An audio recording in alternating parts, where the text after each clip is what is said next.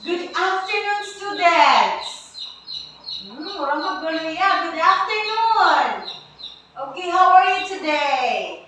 Wow. I'm glad that you are all doing good today. Now, may I request everyone to please stand. Let us start our class a prayer. Let us ask first a guidance to our Lord Jesus Christ. Okay? May I request Samantha to please come here in front to lead us the prayer. In the name of the Father, the Son, the Holy Spirit. Amen. Amen. Thank you, Samantha. You may now go back to your seat. So, please do remain standing. Let us have first an energizer because it seems like you are all mura sleepy. Are you? Are you sleeping? Okay, let us have an energizer. Sige. I know that you are all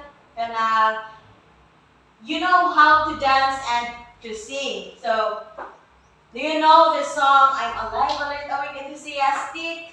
Kabalo anak tanan? Okay, let's sing and tanan mo action, okay? Ready, sing. I'm alive, alert, awake, enthusiastic. I'm alive, alert, awake, enthusiastic. I'm alive, alert, awake, alert, alive. I'm alive, alert, awake, enthusiastic. One more time. Sige, one more time, pero faster na, okay? Sige, ready, sing. I'm alive, alert, awake, enthusiastic. I'm alive, alert, awake, enthusiastic. I'm alive, alert, awake, alert, alive. I'm alive, alert, awake, enthusiastic. One more time. I'm alive, alert, awake, enthusiastic. I'm alive, alert, awake, enthusiastic. I'm alive, alert, awake, alert, alive. I'm alive, alert, awake, enthusiastic. Woo! Okay, are you all energized, children? Okay, that's good. So before you take your seat, please check under your table and your chair because I've seen some trashes. Okay, so please pick up those trashes and throw it in the garbage. Okay, then after that, please arrange your chairs properly. Okay, so are you all set? Okay, now let us check first our attendance. Please count up. 1, 2, 3. Okay, very good. Everyone is present. Let us clap our hands to everyone for wala jay absent for this afternoon. Okay. Now, did I give you an assignment last meeting? Wow, very good. Okay, so nagama ang tanan? Okay, so get your assignment and pass it in the center aisle and then pass it forward. Okay. Sige. So, I will collect your assignments. Okay. Now, I have a classroom rules. I want you to know what are the do's and don'ts here inside my class para ang atong class is hilom and hanay, okay? Kay dili ganahan si teacher og na ay maglangas-langas. Okay? Okay.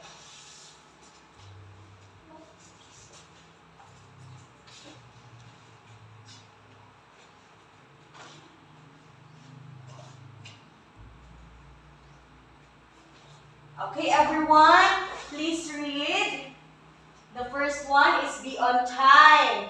Okay, when you enter my class, you have to be on time. When it is, if our class is 8 a.m., then you have to be here at 7:40. Okay? Next is sit properly. Walay magluya, walay magtikubo. Dapat you have to sit properly and your hands should be on the table. Next is be friendly to everyone. Be friendly to all of your classmates. Don't choose specific person na imuhang gustong i-friend. Dapat you have to be friendly sa tanan nimong classmates. Next is don't cheat. I don't like cheating. Okay? Anyone nga makakot na ko nga mag-cheat? Ako ang ano ng kamot.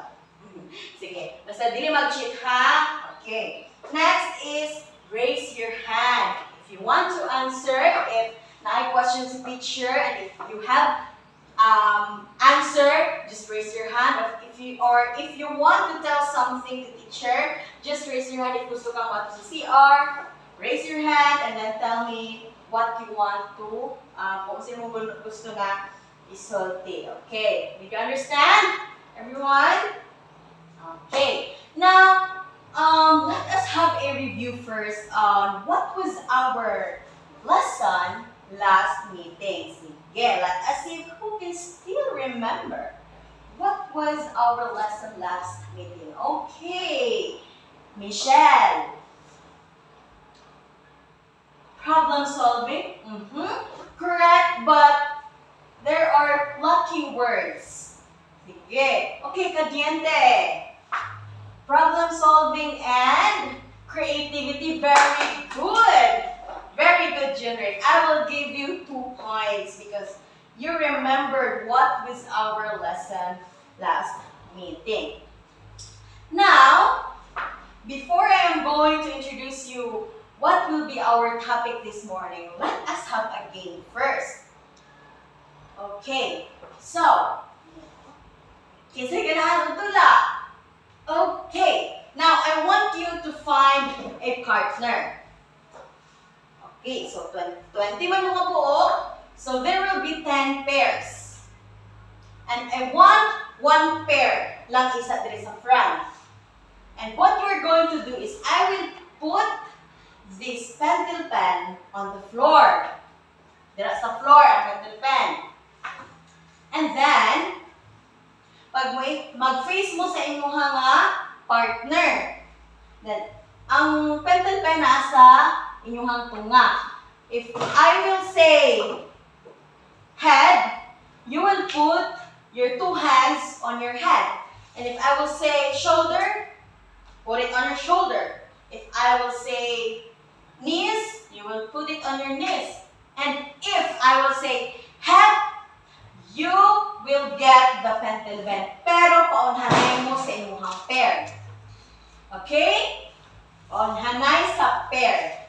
Kung kinsay madaog, ikontra na pud sa lain nga kung kinsay nakadaog.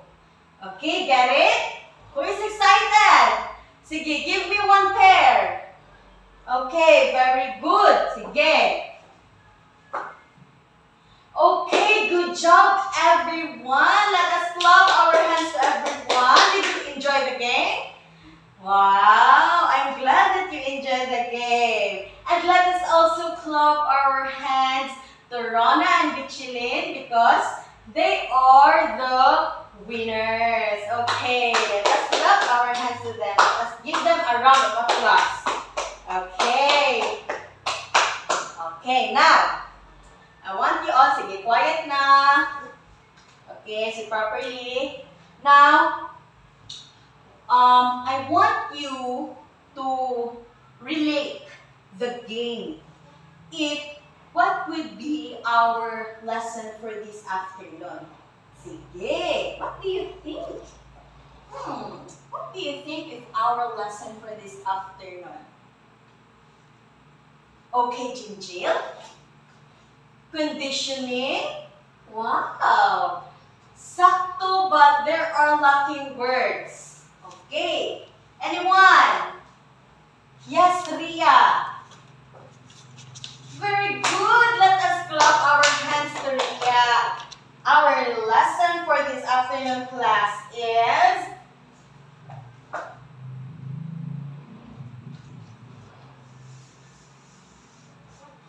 everyone please read Pavlov's classical conditioning. Okay, so for that, let us read first our objectives.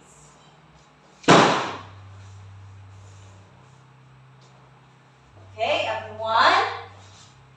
At the end of the lesson, students should be able to explain how behaviors are learned according to the Pavlovian and Watsonian theories, present a role play on how classical conditioning affects the life of humans, and cite classroom applications of the association theory.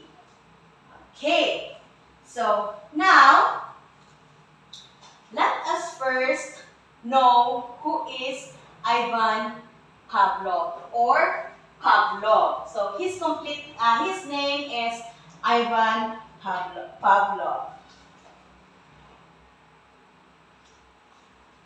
Okay, Ivan Pavlov was a Russian psychologist. He was born on September 14, 1849 in the village of Ryazan, Russia. He spent the rest of his life studying reflexes of dogs, which led him to discovery of classical conditioning, or also known as association theory. And he won the Nobel Prize of his outstanding studies on the psychology digestion. Now, in his discovery, Pavlov found out that the sight of the food doesn't only trigger the salivation of the dog. Okay, so, but any other stimulus may result such effect if paired with the food. Or in other words, the salivation of the dog is influenced by associating the steps of the attendant with the food. Now, let us know what is Pavlov's conditioning in a nutshell. Now, Rona, I want you to read what is UCS.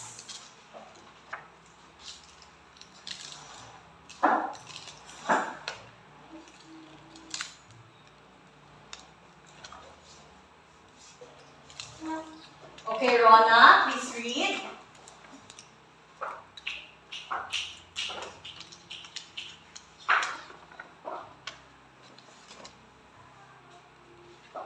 Is a natural and automatic trigger that elicits.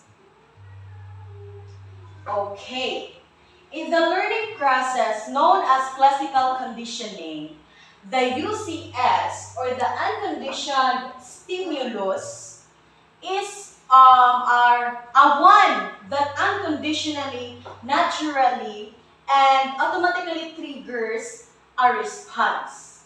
In other words, the response takes place without any prior learning. Now, in psychology, an environmental event that affects the organism is called stimulus. So in our previous lesson, we already discussed what is stimulus, right? So you already know what is stimulus. Now, the food is unconditioned stimulus because it leads to an unconditioned response. And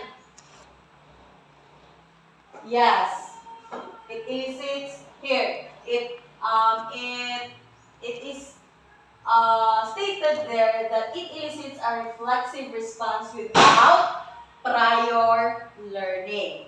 Now, we have also called UCR.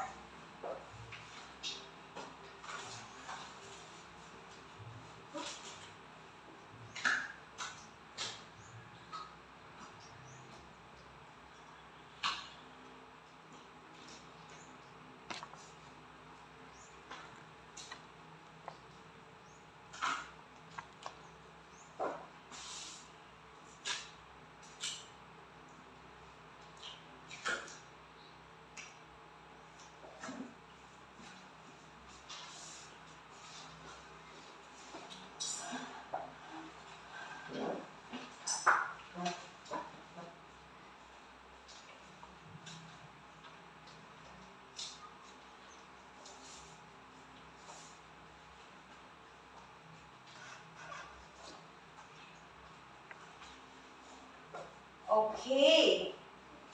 Zamora, please read what is UCR.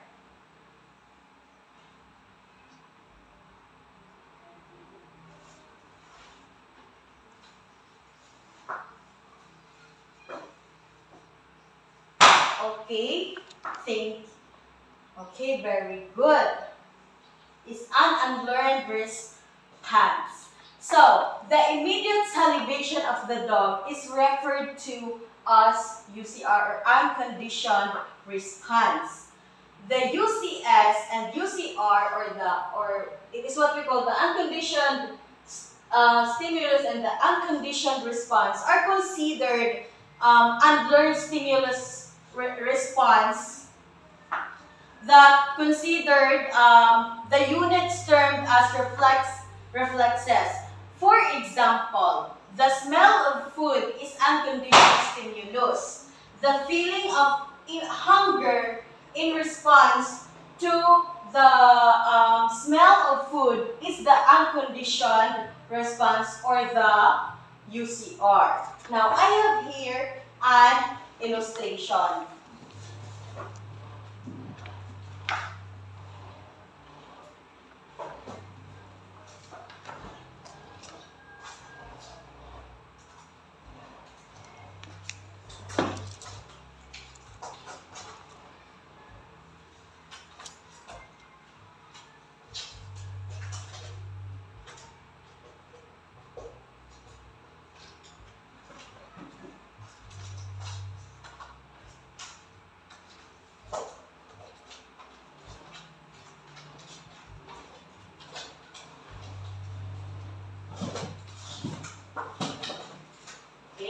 Transfer this one here first.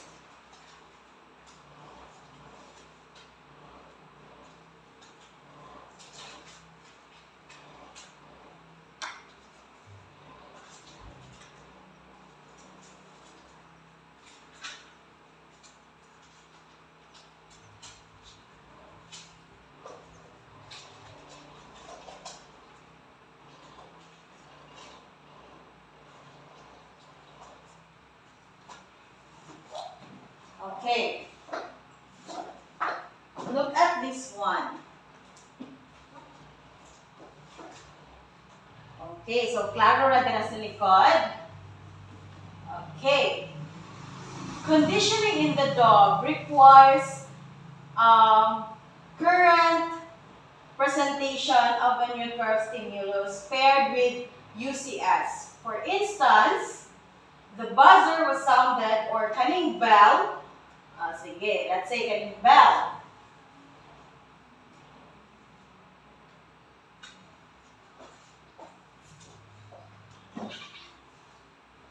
If ang bell is sounded repeatedly but caused no dog salivation at all. So, sige, kani lantawan ni ang bell. Ding, ding, ding, ding, ding. Walay response ang dog. Walay response ang dog. Okay. I have here a bell. So what do you think? Ang response sa dog. So wala no? If maganaana ka, walay response ang dog. But if you will try to ring this bell and you will bring food, kani siya o, bell plus food, which is the unconditioned stimulus, it may result a salivation to the dog, which is unconditioned response. Because you are ringing the bell and you are bringing a food. So makaiwan ang dog nga, hala, pagkaon na ron, naanak ko'y pagkaon.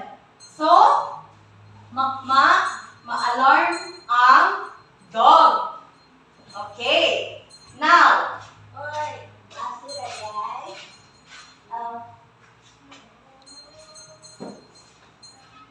okay. Next is,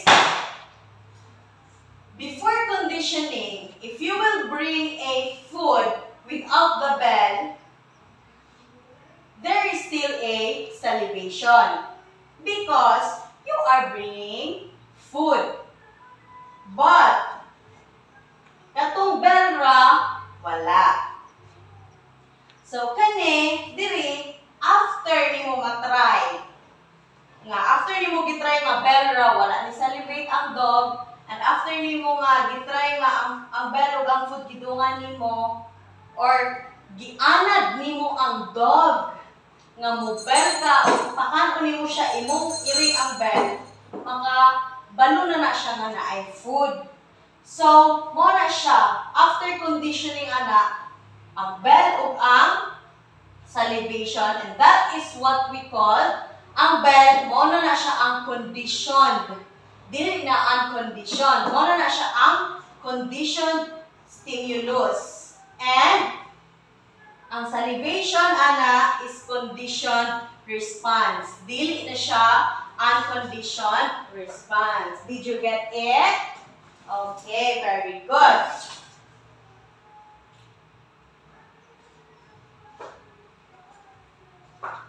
Now, I have here an illustration. Okay. These are the other phenomena in Pavlov conditioning. Discrimination, spontaneous recovery, extinction, and generalization. Now, this is other salient phenomenon of classical conditioning. When the dog recognizes the sound of the bell is different from other stimuli, the sound of the bell thus salivating only upon hearing the buzzer or the bell. Discrimination, ang discrimination niya will occur. This is a phenomenon when the subject reacts different to other stimuli. So, if ang dog makadungog siya og lahi nga bell, for example, kanang kuan sa church, who are Catholic here, so naaman ay bell, no? So lahi ra po nang ilahang reaction ana kay lahi man ang tingog dog. Same sila nga bell, but lahi ang ilahang tingog. So lahi ra gyapon ang iyang nga reaction for that. Okay, did you understand? Okay. The subject reacts different to other stimuli. This means that it can decipher the conditioned stimulus very strongly. Okay, so did you understand Pavlov's conditioning in a nutshell, or Pavlov's, yes, this topic? Very good. So let us proceed now to Watsonian conditioning. Okay. Now, during the dawn of the 20th century, a psychologist greatly influenced by Pavlov.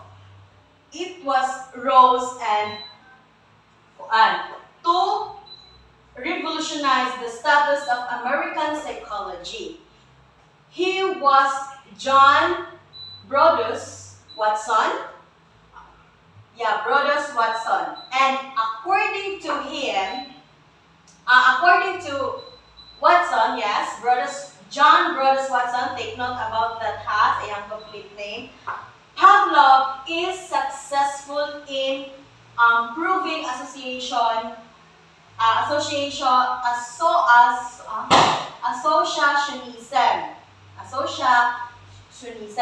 So naka-prove siya nga Pavlov is successful about that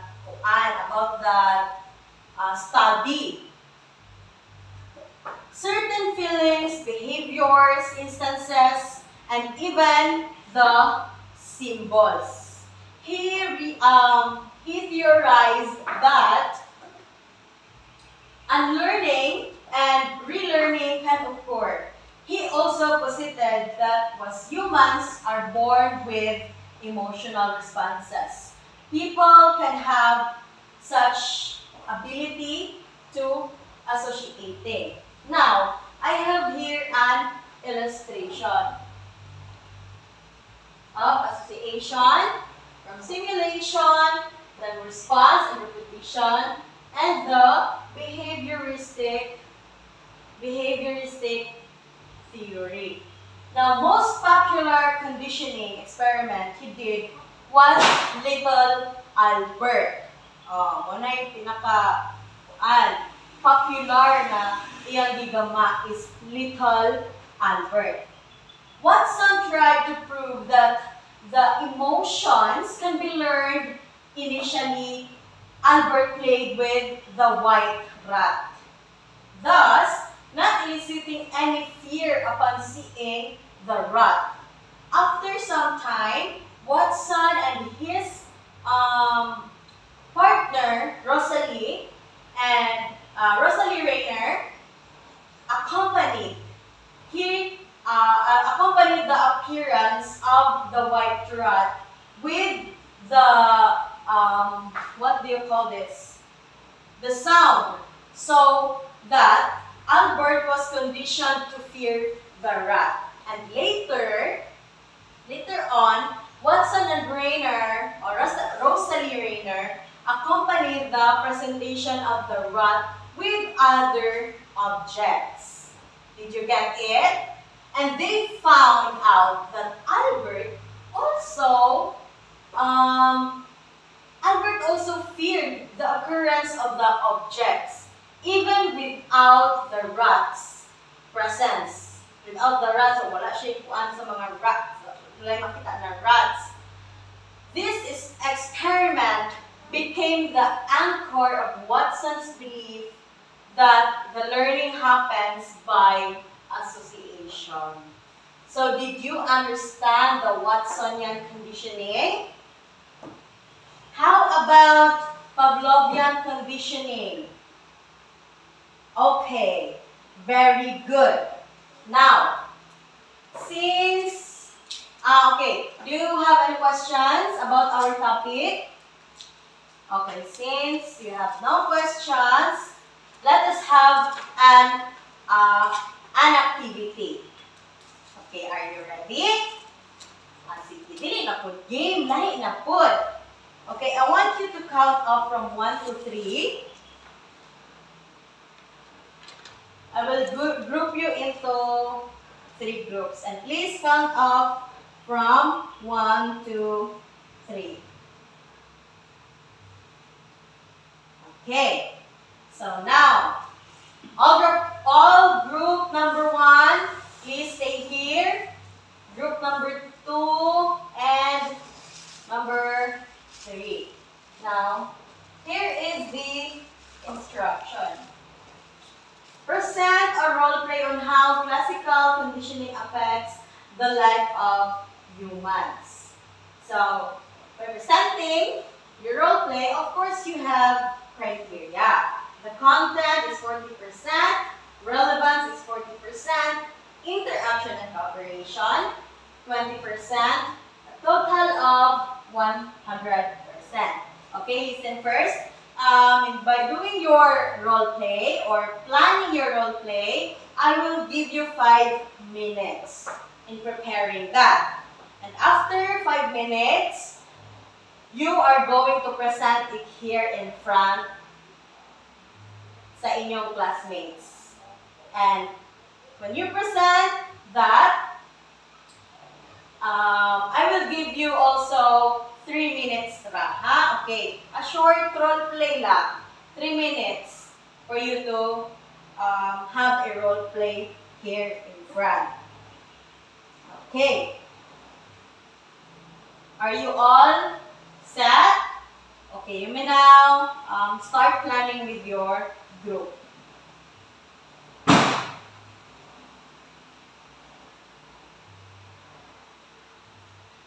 Okay, are you all done? Okay, now let us proceed to your presentation. Let us give the floor to the group 1, the first presenter. Okay, very good. Let us clap our hands to the group 1. Next is the group 2. Okay, very good. Let us give our hands to the group 2. Group 3. Okay, very good. Okay, let us clap our hands to everyone. Since all of you did well on your presentation, but since we are having our, since nihatag po criteria, of course, you have different scores. Okay? So, group 1, your score is 90. Clap for your hands. Group 2, you got 93, excuse me. I'm sorry. And the group 3 got 95. Okay, all of you are doing well. Okay, all of you are winner. Okay, you may now go back to your proper seat. Okay, did you enjoy? Okay, that's good. I'm glad that you really enjoyed today. Now, do you still want more? Okay, now, same group will happen, okay? So, but I only need one representation of each group. Okay, one for group 1, group 2, and group 3. And each person will stand there at the back, and I will ask some questions to you.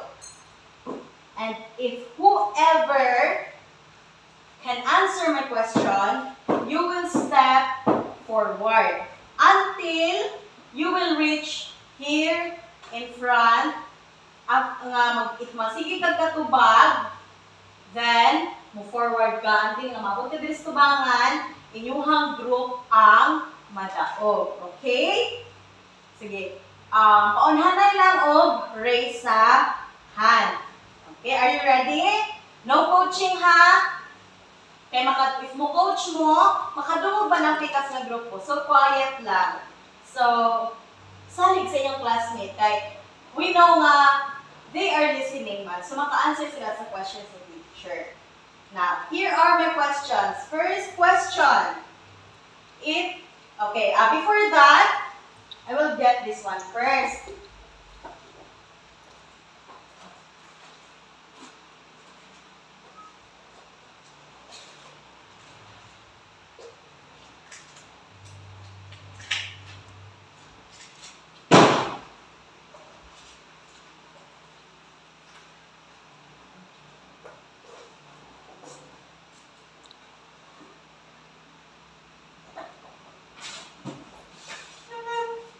Okay, question number 1.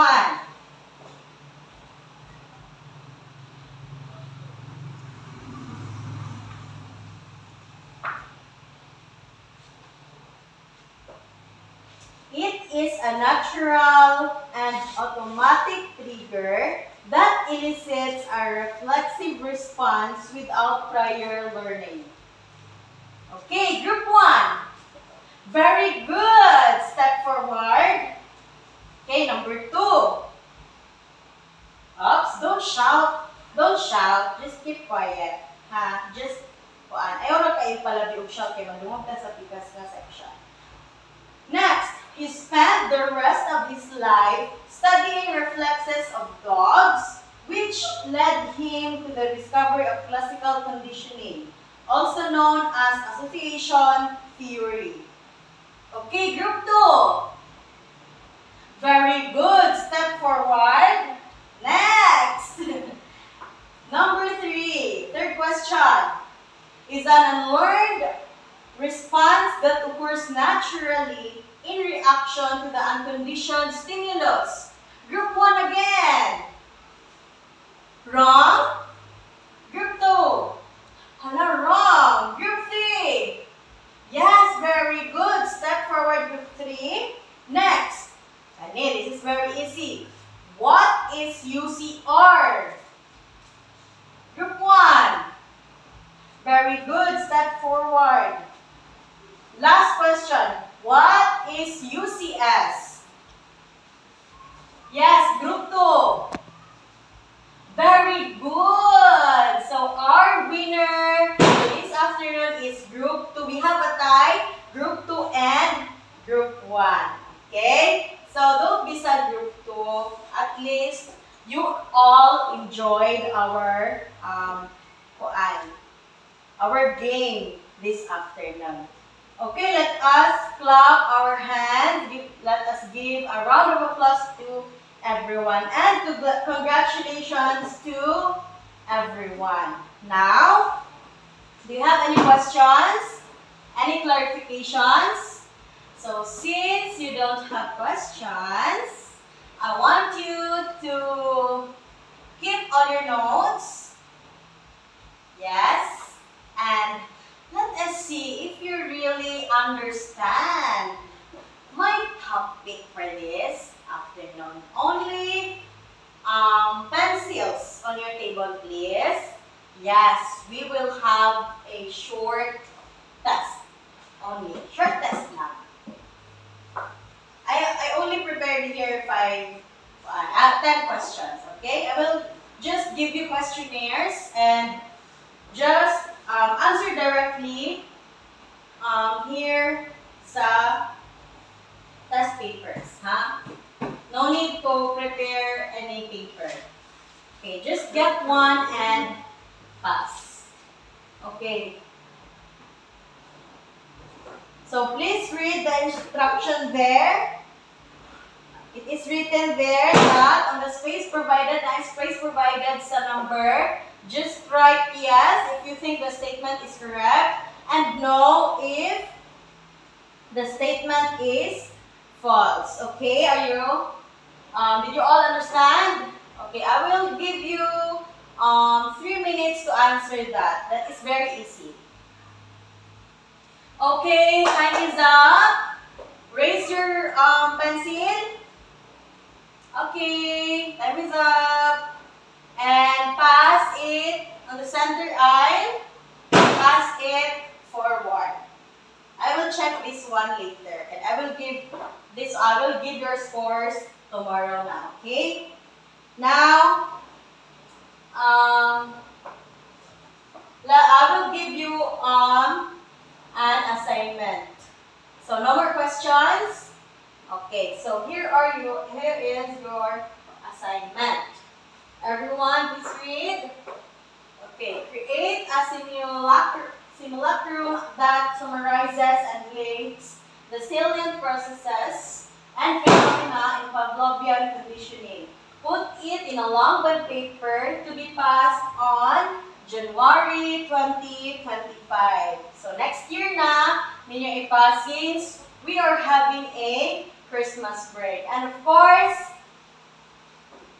in doing your assignment, you are graded by having a rubrics. Okay? So, I will also provide rubrics for you to be guided sa inyong assignment. Okay? Sige. So, no more questions? Clarifications? Okay. Please keep all your things and pick up the pieces of papers under your chairs and your tables. Okay. May I request everyone to please stand and Ma'am Bahe, please come in front to lead the prayer. Okay, in the name of the Father, the Son, the Holy Spirit. Amen. Amen. Thank you for your cooperation, children. Thank you for listening to teacher. Goodbye, everyone. Okay, see you next meeting.